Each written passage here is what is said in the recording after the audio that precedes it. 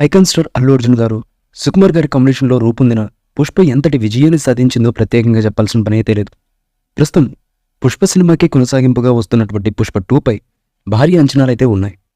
అటు బన్నీ అభిమానులు, ఇటు సినీ ప్రియులు ఈ సినిమా కోసం ఎంతగానో ఎదురు చూస్తున్నారు అనడంలో అతిశయోక్తి లేదు.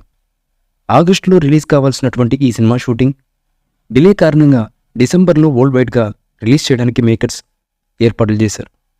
తాజాగా ఈ సినిమాకు సంబంధించినటువంటి ఒక కీలకమైన అప్డేట్ వెలువడింది.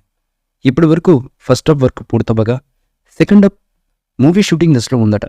ప్రస్తుతం ఈ సినిమా షూటింగ్ రామోజీ ఫిల్మ్ సిటీలో జరుగుతోంది. పుష్ప 2 సినిమాలో మొత్తం 4 పాటలు ఉన్నాయట. జాతర పాట సినిమాకే హైలైట్గా నిలుస్తుందని ఎప్పటి నుంచో టాలీవుడ్ సర్కిల్స్లో గట్టిగా వినిపిస్తోంది. కానీ ఈ పాటను లిరికల్ రిలీజ్ చేయకుండా నేరుగా థియేటర్లో విడుదల చేసేందుకు ప్లాన్ చేస్తుందట చిత్ర యూనిట్. ఈ పాటకు థియేటర్లో దద్దరిల్లడం ఖాయమని టాక్. ఈ సినిమా షూటింగ్ అక్టోబర్ చివరి నాటికి పూర్తి కానుందని సమాచారం.